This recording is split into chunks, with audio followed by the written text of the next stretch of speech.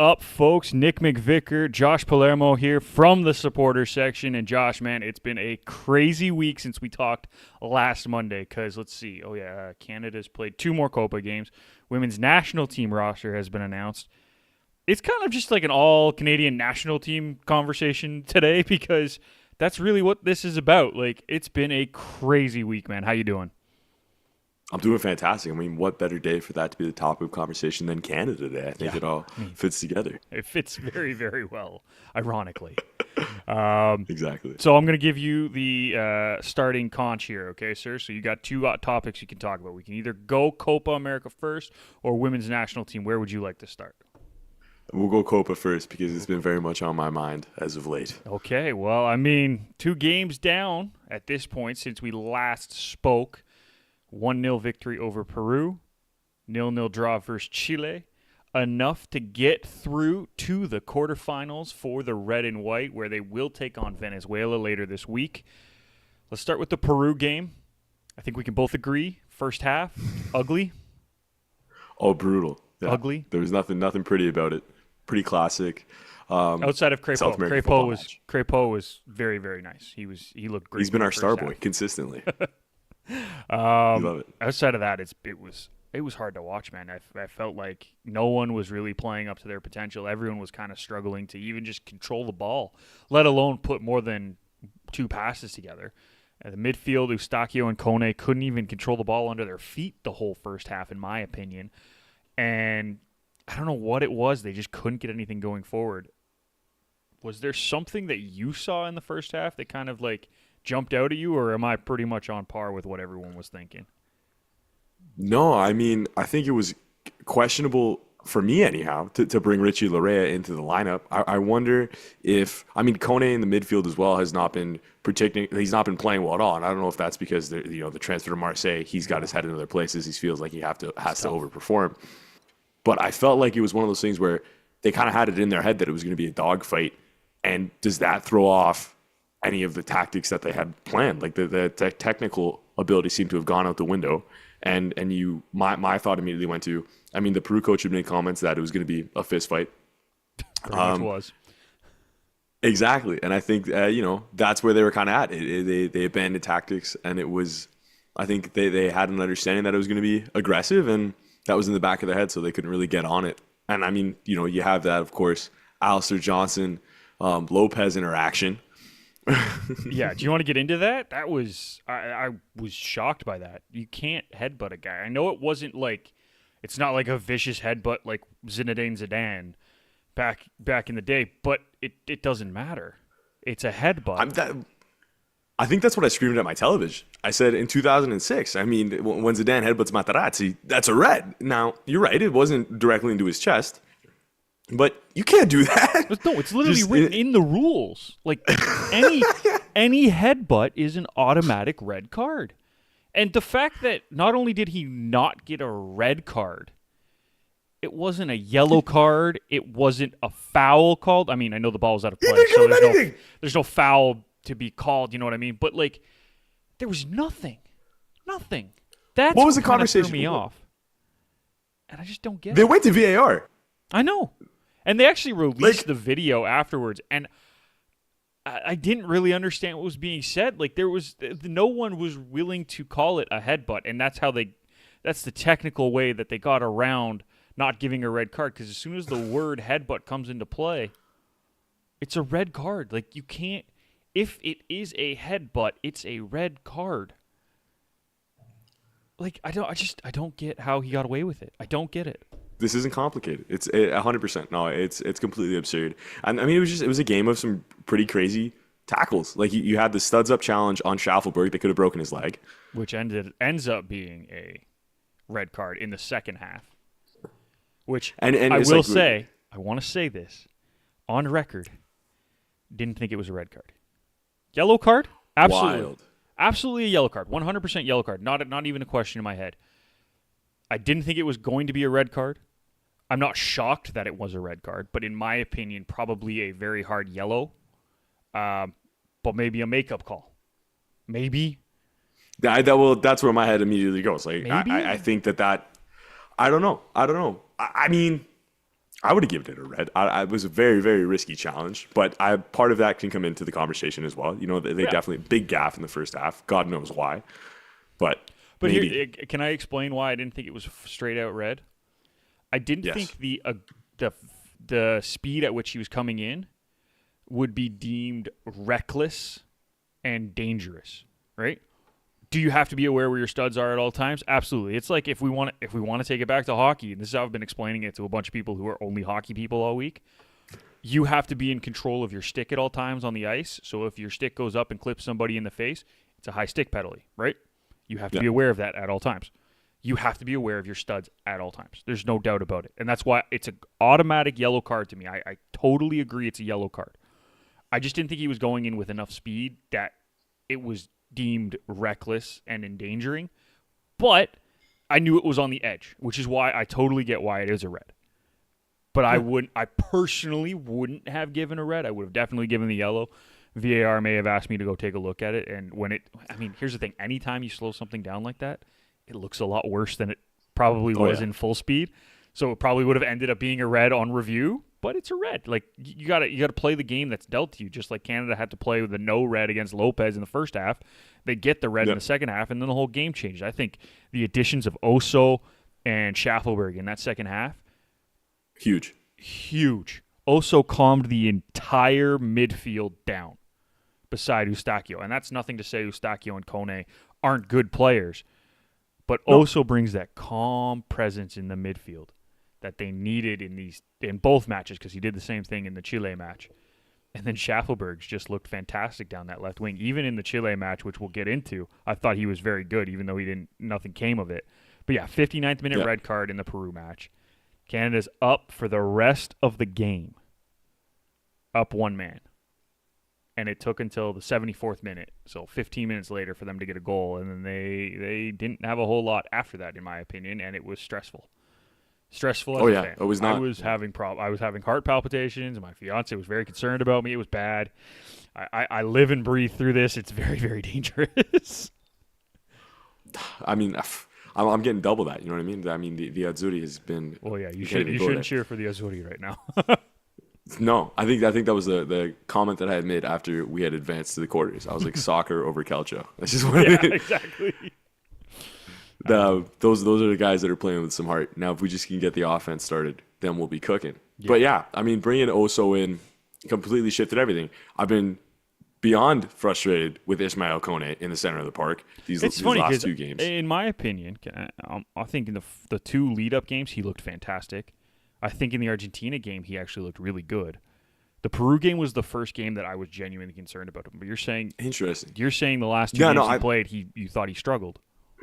Yeah, I felt that the Argentina match there wasn't any well-placed passes. I felt like every look that I had at him when he was on the ball, it was not he was not connecting. He was not connecting his passes. That was my takeaway from his performance there. Yeah. So that's why I say that. And a similar thing in the Peru match. And it's just, I think, a little bit of that lack of composure. It's interesting. It's interesting when you take into account his performance in the friendlies. Mm-hmm. Like those he played quite well. So I mean, yeah, also big difference maker there. I'm glad that we were able to take that opportunity. Schaff's been incredible, and we finally got a goal. We scored. We scored. What a play too! Like everyone's giving Schaffelberg a ton of credit on that ball through, which totally deserved. David, incredible finish. Can we talk about the first pass? Because we got to go back to the first pass, because that play doesn't happen if Larin doesn't he doesn't bring the ball down well and make like a second touch leading pass to Schaffelberg. If it's hit any harder, the defender gets it. If it's hit any softer, the defender gets it. He placed it perfectly. Right for Schaffelberg, who did an incredible one-touch pass. I'm not trying to take anything away from the Schaffelberg and David on that, but no one that I've heard has been talking about what Larin did. But Larin's pass was picture perfect, in my opinion. And they just kind of wanted to let it go. And I'm like, no. That's where the whole play starts. And listen, I'm very, very tough on Larin. Right? Again, I grew up knowing the guy. I played against him. I'm very tough on him. That was a fantastic pass. And listen, if I need more from him up top, but that's a good start. That's just it. If he's not going to be the one that's putting it in the back of the net, at least he was able to start off with a fantastic pass Yeah. to lead up to a goal. So that was huge. Yeah. And yeah. The Peru match, just grateful we got away with it. We Yeah. we got away with They got away with it. we held it. And, yeah. They got away with it. They get the win. Do we feel like that was kind of the same MO with the Chile match? Did we get away with one? Yes. And let's get into the Chile match because that's obviously the next one on the docket. 0-0 draw. Yeah. Go up a man in the 27th minute off of two very bad tackles from Suazo, which were both yellow cards in my opinion because the second one a little bit soft, but Richie's behind him, has the ability to cut into the box a little bit more. So it's taking away a potential scoring chance. I get why it's a yellow card. It's soft yellow. It's definitely a foul regardless, but soft yellow, but an understandable yellow at the same time. You can't be doing that. And now Chile ends up as the 10-man down to Canada in the 27th minute. And, I might be a little hot takey here. Canada did nothing with the advantage. And a lot of people are saying, oh, they did cause some chances. Yeah, they did. They definitely did. But I don't think they were doing anything less in the first 27 minutes than they did the rest of the game. But before and after the red card, I think it was exactly the same game. 100%. I mean, they lack the ability to have anything creative moving forward. And I think the thing is, actually, I will argue that they lack the ability to put anything on target in the final third. Because creatively going forward, they make good passes to get to the final third. It's just that final third where they get lost. And they have no one. Yeah, once we. Go ahead, sorry. Once we get into the opponent's box. Yeah. I mean, that's just it. I was just going to say, I feel like Schaff, fantastic speed down the left side, balls in to the box, questionable. A little bit. I don't know, because I'm watching that, right? And every single ball was put just behind the back line, which is where you want those crosses to go. If he's trying to run in and we don't have a ton of guys in the box, you want to put it just behind the back line so one of your guys can run onto it. What I think the biggest issue right now, and I also think Larea was putting some good balls into the box as well. Davies put some good balls in the box. Buchanan put some good balls into the box. Yeah. My biggest issue with Canada right now going forward is the fact that nobody is running towards the goal when the ball is played into the box. Nobody on that lineup is running towards the goal. So when you're getting a header, everyone's kind of stationary and trying to force the header in, which is very hard to do. Okay. You were trying to create a change in momentum on a crossed ball, right? And you have to make it go 90 degrees from where it's coming from. Yep. That is very hard to do. If anyone who has played soccer and you want to get real power on a header, you need to be moving towards that ball. Just moving your head, or even if you can get the whole hips up, rotating. It is still so hard to get good contact on a ball crossed into the box because that ball is wanting to go towards the sideline. And now you're forcing it to literally just stop on you because you're killing all the momentum. Even when the ball's crossed along the ground and you're not trying to head the ball, everyone seems to be taking a step back away from the goal, hoping that it falls at their feet so they can do this great, glorious strike.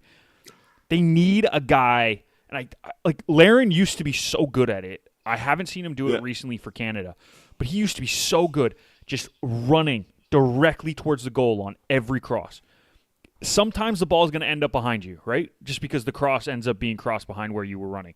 But you need to be at least trying to go forward, because I think there was a couple chances in both games that if they just had one of the two strikers who were standing in the box running towards the net, probably get onto the end of one of the crosses.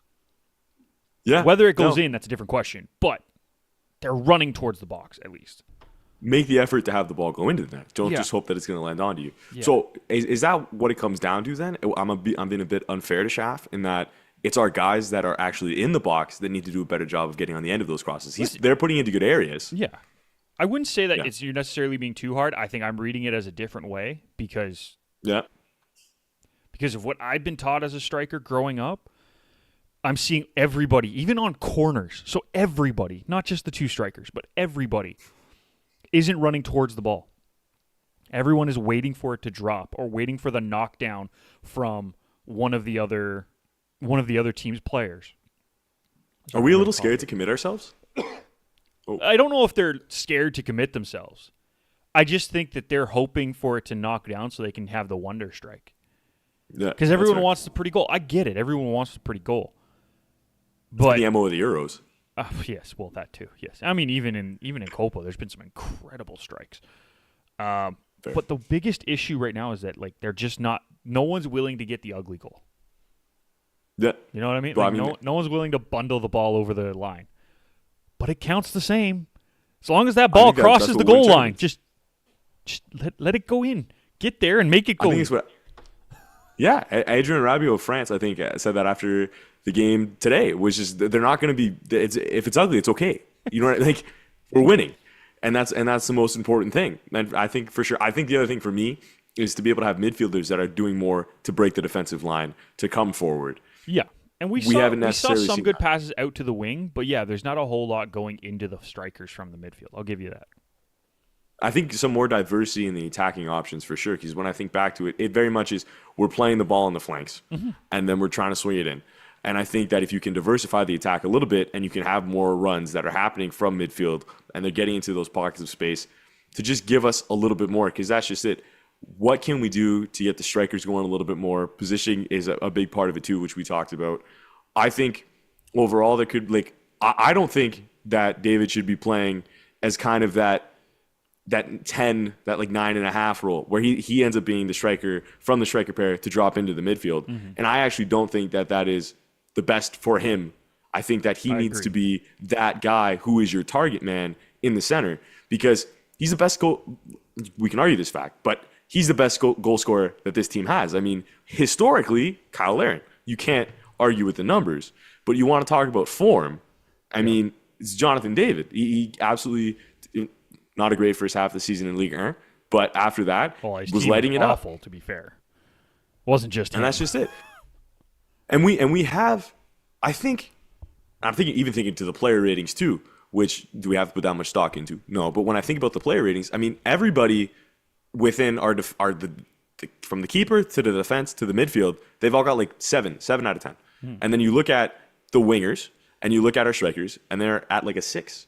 And that's just it. We have the guys behind us that can get the ball forward to put us into good chances. How do you switch what's happening up top to allow for more offensive opportunities?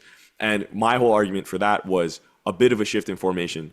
I think there was a comment made during the Canada-Chile match where it was said that what Jesse Marsh is trying to do is emulate what Austria is doing, and they're playing more in that 4-2-3-1 system, which he's always. And I think we saw a little bit played a little bit of it, so it's not like it's a big shock that exactly. That's what he wants. No, 100%. And how do we utilize that a little bit better? And it goes back to what I just said. I think instead of having that cam be Jonathan David, you take out Larin and you move David up top, and then at that point, I think also you can solidify the midfield a little bit more. You have the composure of Jonathan Ozoro. You have him be either that 8 or that 10, and then you bring Kone back in. And I think that it gives you a perfect balance, because when you're defending, there's always a switch in structure. That's just how it is. You're not going to attack the same way in the way that you defend. So if you keep Jonathan Osorio in that 10, I think it allows you opportunity to create more offensive chances. It allows David to be that 9 that you want. And then he works for you. It's true. One or the other. Like, depending on the time of game, sometimes you make a change and Larin ends up there, right? Either of them could play that. Exactly. So, and I think that works. I don't know. Like, you start with David, you have Larin coming off the bench. It's still strong. Yeah. I agree. So, I think, I argue for a more of a 4-2-3-1, which is kind of already there, but just instead of having David be that 10, you move him to the number 9. You let Larin come off the bench. And I think that could work. I think it could very much do more to generate some offense for us. I think you'd bring Buchanan back into the lineup. I don't know how I feel about Richie Larea playing more of a forward role. I don't think he's bad at it. I think he's been awful, to be honest. I was shocked because I know he's mostly a defender. But I will say what we've always known about Richie is he plays a good ball into the box. He's consistent with his crosses. So not the worst decision Jesse Marsh has made. And Buchanan did not look good in the Argentina match at all. So he tried something new, and I think it worked, to be fair. I don't think I would actually change Larea right now, and I think Buchanan coming off the bench after Richie, It's a little bit of that like thunder lightning sort of thing where Richie kind of beats the crap out of them for 60 minutes, and then you bring Buchanan on with a lot of speed and just say, "Hey, go run at them. They're tired now. Go run at them," and it works. I think you're totally right. 100%. 100%. Like, there was a conversation a little bit about was Schaffelberg going to be a guy that's better coming off super sub? And I think that you hit the nail on the head perfectly. Buchanan can be that super sub, and it works perfectly with Larea. Yeah. Yeah. And the other thing is that if he's not 100% confident with Kone right now, which, hey, the last match, the Peru match, he didn't look good, right? If Marsh isn't 100% wanting to bring Kone into that new formation that you had with Laren out, the other guy that they could put in the attacking role and leave Oso in the 8, you could always bring Liam Miller in. Because I think he's played well. And that's where I think being in the middle of the park would actually offer a lot for him because he is naturally right. He's naturally right-footed, so having him on the left, I know he cuts in all the time, but it's just another element that you could add, right? Or Buchanan, because Buchanan has played there in the past. You could have that be kind of a flexible thing with those two guys. It's a different look, 100%. And I do think if he does go to that 3 midfielder kind of rotation, it will be also at the top with Kone beside Eustachio. But if he's not 100% confident with Kone's headspace right now, which is possible, like we don't know. We're not in the huddle or anything. We have no clue. But if that's the case, if Marsh isn't 100% confident with it, well, there's another option too. Like you don't have to go with that. And I think that could add just a little bit of a wrinkle to what comes up. And I mean, they have a tough test in the quarterfinals, but ironically, they're the higher ranked team. Right? Like, we talk about this. Canada was the lowest ranked team in every single one of their group stage matches. Well, now they're coming up against Venezuela, where Canada's ranked 48. Venezuela's 54. They're ranked 6 spots higher. But if we go off the ELO rankings, right, which is more, I would say ELO's slightly more accurate. They're all a little biased, this, that, or the other. But it's slightly more accurate to current form. Venezuela's ranked 21st, and Canada's ranked 32nd.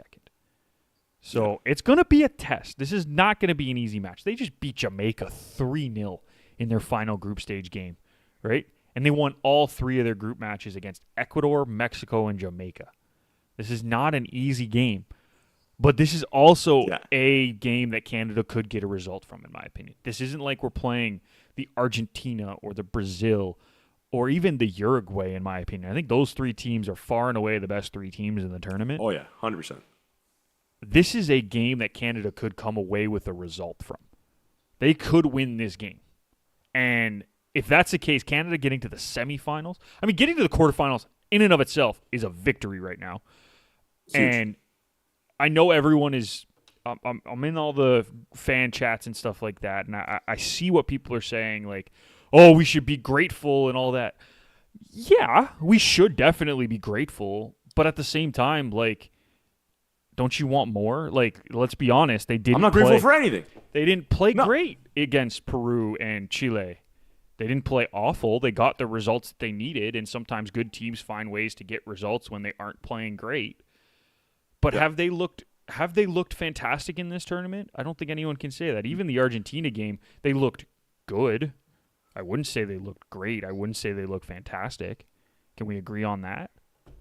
No, the biggest problem is we don't have anything. We can't score. We can't score, and it's weird to sit here and say, "Woohoo, 0-0." You know, 0-0 draw. We basically barely made it out of the group, but we did it. Yeah, that's it. So 100%, we need to figure it out. We've been solid at the back. Great, kudos to the guys. Let's pick it up. Like this, you're entering quarterfinals. That's not going to be easy, and I'm not happy to just be here. We talked about that last week with the no more moral victories. Yeah. The guys have to show more. You know, I like the grit. I like how well they've played at the back. They've been tight. You know, but yes, they leave a lot begging. Like I really want to see more moving forward. And if they want to do anything against Venezuela, who's going to come at them? They're going to come at them hard. I mean, every team has. But that's 100%. What do you think is an acceptable tournament for us? Like how far do we go where we can say, yeah, you know what, I'm happy with that? If they show up and lose to Venezuela, right? And I'm saying show up like they did in the Argentina game because they showed up for that game. Yeah. We can agree on that. They played good. They didn't play incredible. They didn't deserve to win that game in any stretch, but they played good. If they show up and play well and end up losing 1-0, making it to the quarterfinals for me is a success. If they don't show up, it's going to be a disappointment. If they get through, it's a success. I think getting to the semifinals is a guaranteed, hey, we did something here, right? Yeah. Whereas, like, we kind of lucked into the quarterfinals. I hate to say it, but 2 games where we went up a man and had 1 goal in that time frame. 1. We have 1 goal in the entire group stage. Only the second team in Copa America history to get through the group stage with 1 goal scored in their group stage matches. And the other one was Mexico in 2001, which is not a good sign because they got killed in their next game, I'm pretty sure. The game against Argentina, we saw what Canada has the ability to do when they are creative going forward because we got a lot of chances in that match. But they couldn't finish anything. And that's really what it comes down to. You have 1 goal in 3 games. On the flip side, and let's go to the positive now because we've been kind of ripping on them for a little bit here. Let's go to the positive a little bit here. The defense looked great. Derek Cornelius has been fantastic. I know he got pulled off in the Peru match because I think he picked up a yellow card and they were just trying to be cautious, which I respect. They brought 100%. Kamal Miller in. Kamal Miller looked good too, surprisingly. I know he has. When that's the guy that you have to bring off the bench. He struggled a little bit though in the league this year. So like bringing him in, I'm not gonna lie, I was like, ooh. I don't know what's going on in Portland because Crépeau hasn't looked good for his club side either. Well, Crépeau's also battling for the number 1 gig, so it's like it's a little bit tougher for him. Whereas Kamal starting every match, or was starting every match, but I don't think he is anymore. Anyways, like Derek Cornelius has looked great in 2 of the 3 games. Bombito's looked great in 2 of the 3 games because I don't think he had like the best game against Argentina, but the Peru and the last game against Chile, I thought he looked really good. Johnston has been fantastic, like he always is when he puts on the red and white. And Davies on the left side, for everyone saying that he needs to be moved forward, I think he looks really good in that wingback position for Canada because especially with Schaffelberg on the left side or even Miller, he's allowed to make those runs still, but he still tracks back, and he's one of the first guys back, and he's one of the fastest guys on the field in every field. Doesn't matter who we're playing against. Having that speed at the back is really, really helpful. Like, we can all agree on that. Defensively, we look great. Crépeau has been fantastic. Literally leading the tournament in saves, I'm pretty sure. He's looked so good. And for the results we're getting, you'd think the defense is struggling. Or you think everyone is struggling. Right? Yeah. Because we've 1 goal. 1 goal. But we've only given up 2 in 3 games. Yeah. Well, those are both Argentina who just passed the ball right through us and played some brilliant football. No. So they didn't pass the ball right through us. Messi picked 2 beautiful, incredible passes and passed right through us. That doesn't really count because that's not really fair. Messi passed. Messi doesn't count. Like, I'm sorry. Can we agree that Messi is one of the top 2 players in the world at any given time and can pick apart any team in the world that he wants? No, 100%. And we said that, we were able to outpace Argentina, but it's just Messi. He's Messi. Messi's Messi. Messi's Messi. So outside of 2 incredible passes from Messi, we could have no goals against. We could also have 5 100%. goals against in that first game if Crépeau doesn't stand on his head, but we could only have 2. We could only have the 2 that we have. And that's where we're at right now. No.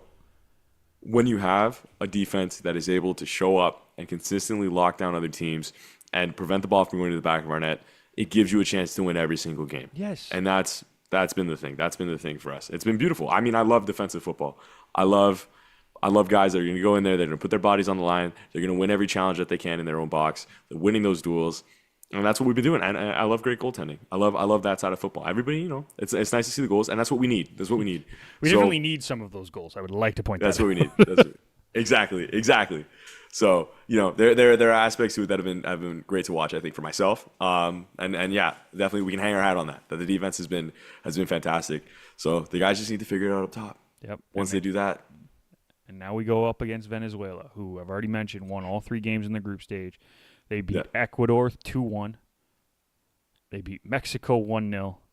And they beat Jamaica 3-0. They've scored 6 goals in 3 games. have only given up one. So it's kind of the opposite. Yeah. It'll be interesting to see how this game goes. Canada can win this match. It's not out of the question. I was talking with Matt Cullen, who's calling the games for TSN 1050. He said the same thing. Like this is a game that could see Canada go through to the semifinals, but they are going to need to play better in the attacking third if they want to, and the defense needs to keep standing tall. Because if not, we're screwed. And this is going to. So what is your predicted result for this match?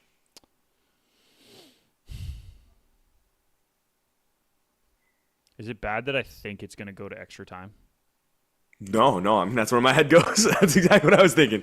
Like, I think it might end up being a 0-0 or a 1-1 going into extra time. And then at that point, I guess I'm calling 2-1. Yeah. And I could see it going either way. I really could. Like, this screams a 1-goal game either way. I want to stay positive and say it's going to be Canada, but the way both teams are finishing right now, I'm probably saying Venezuela is the one who's more likely to score 2 goals. Yeah. I don't know what this team looks like going to pens. In my head, like that's where this is going to end up going. Oh, you think it goes all the way to pens? Okay. I could see a world in which Jefferson Soteldo nets one for Venezuela. Canada TFC's talisman. I loved him at TFC. You know, he was. I know he did not fit that squad though at all. No. But he was fun to watch for a time. Yes. And then Canada battling back, David scoring, tying it 1-1. This thing going all the way 2 pens, and then just the question for me is, I don't know what this side looks like. I don't know what our spot kicks. No clue. Who would those 5 guys be? I'm not sure. I have a pretty good guess of who the 5 would be. Yeah. I have a pretty good guess. You're gonna get Davies. So Okay, you're gonna get Davies. Yeah. You're gonna get David. You're gonna get Eustachio, guaranteed. Those 3 are pretty much locked in. If Laren's on the pitch, he takes one. And then it kind of depends on who's on the pitch, because I would say probably next in line would be Buchanan. And after that, then it becomes more of a question mark. Because if Buchanan's not on the pitch, that means Richie's on the pitch. And Lord knows I don't want Richie taking a kick. Sorry, I just don't think he has the head. I don't think he has the head to do it. Would you put Liam Miller or Schaffelberg as the next guy? Would Kone would probably be in the mix for that 5th one as well. Johnston, I could see being good at kicks just because he's pretty level-headed for the most part. So like, I feel like he would nail it down the center. Okay. I could even see Crépeau being okay at kicks. That's what I want to see that. All right, like I could see it, but I think that the top 3 are pretty locked in.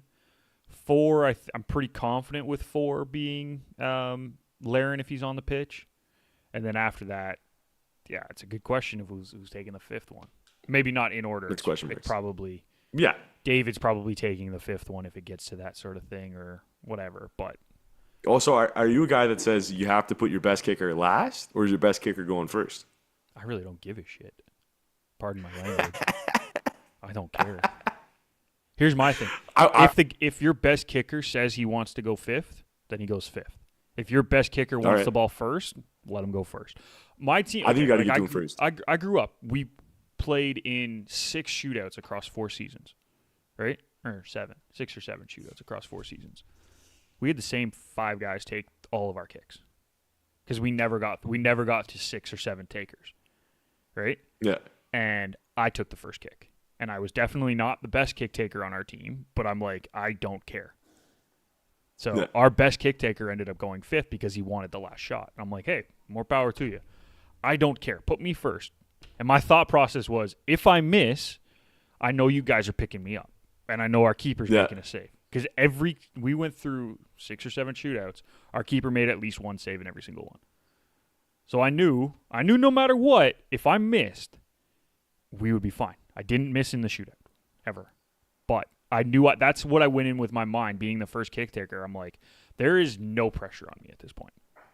Because whatever happens, I know my team's got me behind. So we're good. I'll go take my kick, right? We only missed 1 kick as a team in the entire time we took shootout. And it got to be retaken. fun fact because the There keeper you go. jumped. So we didn't miss a single kick across 4 seasons, technically, right? And that's just how our team was. We didn't worry about it as much as some teams do. And we also had some really, really good kick takers. And I will admit to that. Like, that does help. We were really, really good at what we did. So when it comes down to it, if you have guys who are confident in taking the kicks, it really doesn't matter what order they're in, as long as they're confident going up. If you have people who are questioning it, that's when it becomes a problem. And that's when you have to isolate those guys in the middle of the kick-taking line, as opposed to the first or the last guy. Fair enough. Because I think your best guy has to go first. You think the best guy has to go for why? Has to. That's who I watch because it sets the tone. It sets the tone. If you're going to go up there, you're going to put it in the back of the net, and you're immediately either if you are the one to shoot first, you put yourself up and you have that advantage. Okay. And if not, if your keeper hasn't saved that first shot, then you've at least guaranteed that you're level after the first 2 shooters for both teams. Right. I think it sets the tone for the rest of the shootout. I just watching Portugal Slovenia, when they couldn't put in that first goal, I was like, that's it. Yeah. And then they went and the next 3 was saved, and Portugal hit their next 3. So I think that it is essential that I want to see David going first. I want to see him putting it home. I trust Crepeau to continue to stand on his head. And if David scores first, if Crepeau continues to be the guy that he is and can save those PKs, I think I have us taking the shootout. Okay. That being said, I'm not overly confident. I think that I'm the same way, man. I can't lean either way either, so I get you. I think if we win this game, we have to go up early and we have to just lock it down for the rest of the match. It's funny. I almost feel the opposite. I feel like we need to score late. I think we need to just lock it down early because that's what we're good at right now. We've shown that we're good at that. I think if we score and have to defend a lead, it's almost more dangerous for us. Whereas if we need to still try to score, at least we're trying to push out and open up the field a little bit more. If we're just trying to defend and we're just launching the ball out, that's just asking for pressure. And when you get pressed long enough, unfortunately, usually a bad mistake happens, or not even a bad mistake. Could be a small mistake. But something happens and your ball's in the back of your net and you're picking it out and trying to go score another one. So I actually honestly think if they're going to only score one, if they're going to win 1-0, I'd rather the goal come in the 75th minute like it did in Peru. Against Peru. I don't think my heart can handle that, but yes. I mean, if that's the case. My heart won't be able to handle it. That's why I'll be playing hockey on Friday night. I will not be able to watch. You're not going to watch? I would, but I actually do have a hockey game Friday night, so it's not like it's a big deal. But I will be so stressed. My phone will be on the bench, and I will be constantly checking scores while I'm at the hockey game. But I will be at hockey, yes. I'm dropping everything. I'm dropping everything to watch that game. No. I paid to play hockey. I'm playing hockey. All right. And if it's gonna save you from cardiac arrest, then that's let it be what we're looking for right now. I might even have an early game too. I'm kind of concerned about that. I haven't checked the time yet, so I might be able to finish hockey and then go watch the game, which would be way worse. Yeah. But no, then you're just asking for it. Yeah, then I'm just that's just asking for way too many problems. But yeah, like this team has the ability to pull out the next win. Will they? It's a good question, and we'll be there watching and be very excited to watch. I'm interested to see how it plays out because they have the horses to do it. Whether or not they will be able to is a different conversation. From the men's team over to the women's team now, Josh, and they announced today their roster for the upcoming Paris Olympics. I'm going to read out all of the names, and then we'll get into it, break down who we kind of were surprised wasn't on there, who maybe we were surprised that was on there. We'll get into it. But the goalkeepers, Sabrina D'Angelo and Kaylin Sheridan. Defenders, Kadisha Buchanan, Sydney Collins, Vanessa Gilles, Ashley Lawrence, Jade Riviere, and Jade Rose.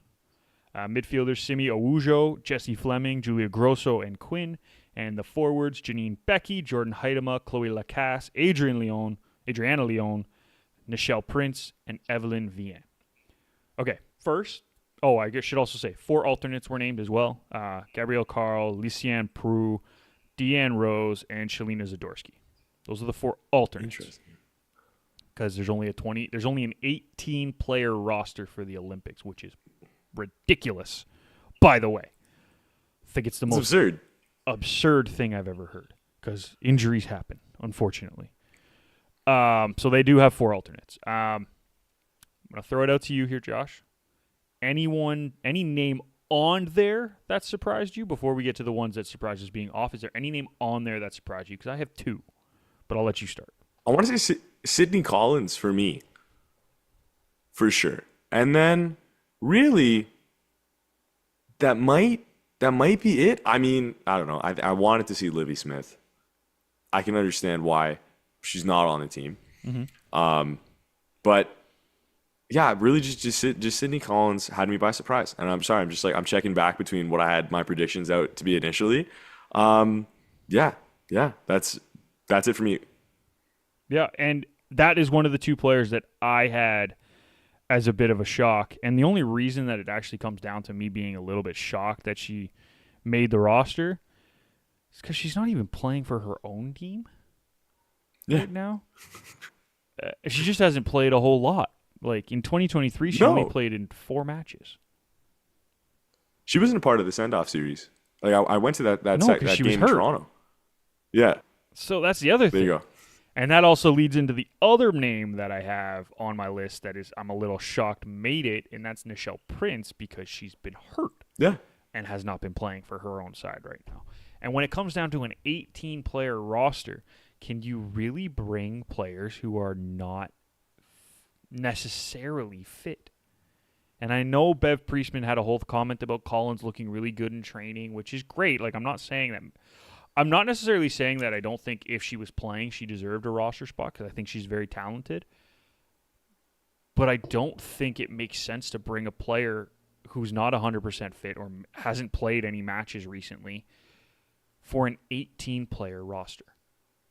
If this was a 23, I have nothing but trust issues. If this is a 23-player roster, different story.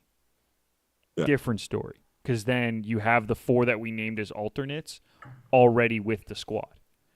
But 18 players is not a whole lot of wiggle room. So now you have 2 on the bench that haven't played, that are coming off of injury, and you don't know if they can even touch the field. So now you're down to 16 immediately. That's scary to me. Like, as much as I think Nichelle Prince is a Canadian national team player, and she definitely is, she is coming off of injury. I would have much rather seen a Livy Smith in there. Yeah. I mean, are you she offers so much. She's very young, but if Prince is healthy and playing for her side, I have no problem with leaving Livy Smith off. But no, we're Nichelle arguing Prince this in off. context. Yeah, Exactly. if we're talking in context, I'd much rather a healthy Livy Smith than a questionably healthy Nichelle Prince. No, and I think this would have been a breakout tournament for her. I mean, she's already been playing phenomenal, and I think that it would have given her the stage, and she would have shown up to the occasion and would have absolutely killed it. And that's just it. You leave yourself open to risk. I mean, thinking about Nicolo Fagioli's inclusion in the Azzurri squad, he was the guy who faced the betting ban, was out for 7 months, could not fathom why he was in that squad, and it came back to bite us in the game against Switzerland. So I have major trust issues when you decide to bring in 2 players who have been battling injuries, who have not been playing consistently heading into this tournament. Yeah. It's a huge risk. Absolutely huge risk. Who's our number 9? Who is the number 9? Probably Heidema or Lacasse. Lacasse are probably the 2 that I would have up there. Lacasse is class, but Lacasse is class. But I think you can also play Lacasse on the wing, and she's just. I'd like to see Lacasse on the wing. It's going to be Janine Becky or Jordan Heidema to start up top. I got to see if I can pull up what I had initially plotted. I wouldn't necessarily, and 11. I mean, you have Adriana Leon, who can also go up top there as well, and she could be the number 9.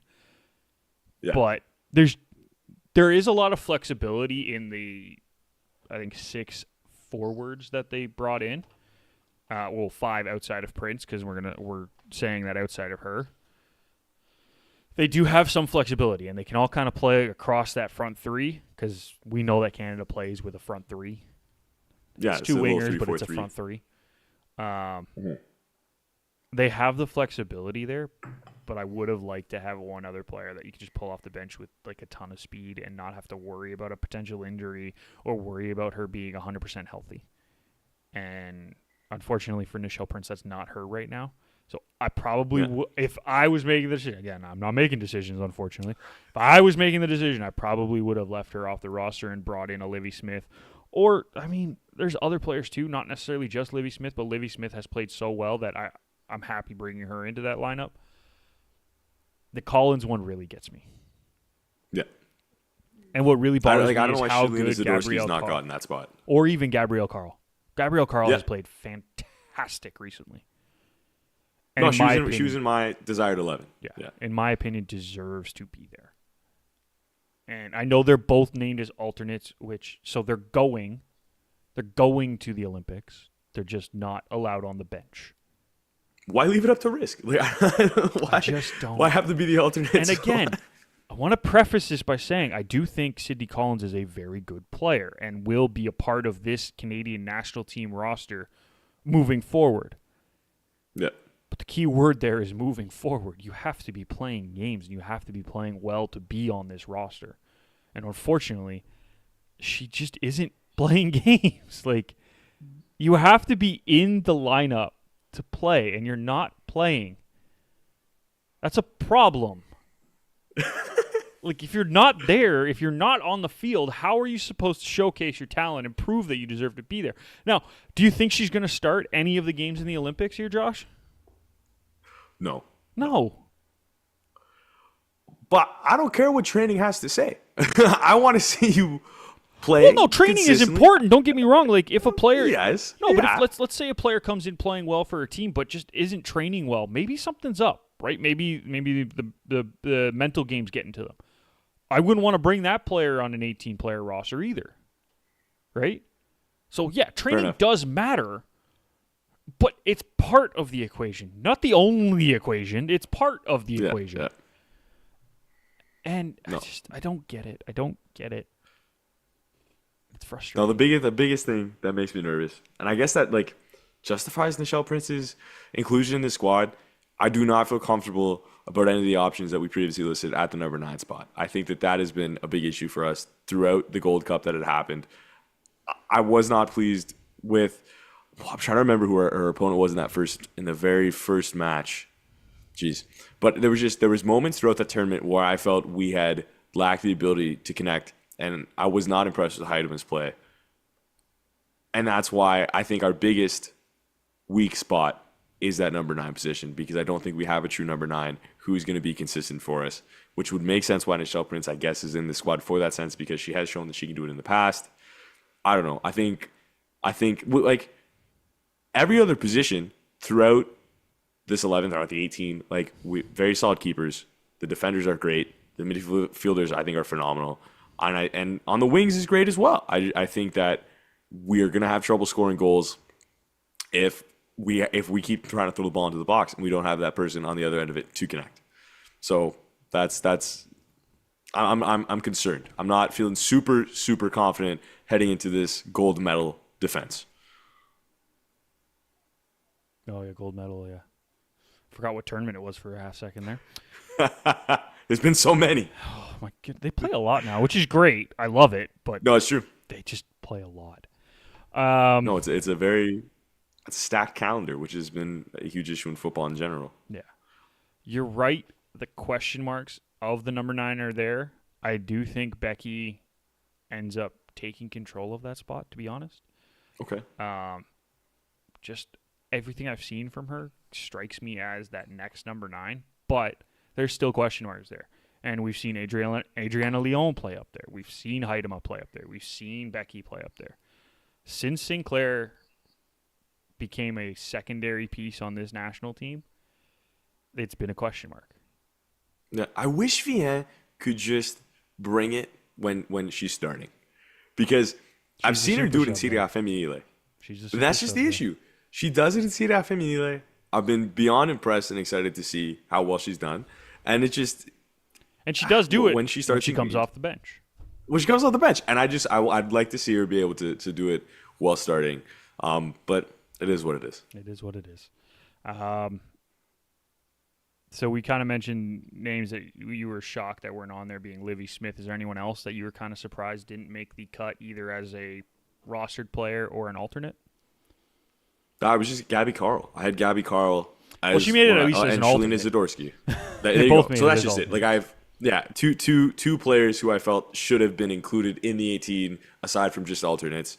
And so, they're going to be going to Paris. So you can't overly complain there, but that was it for me. Those were the shocks. Yeah, that's fair. Like I'm on the same page. Is that I don't think I was Yeah. shocked by those two.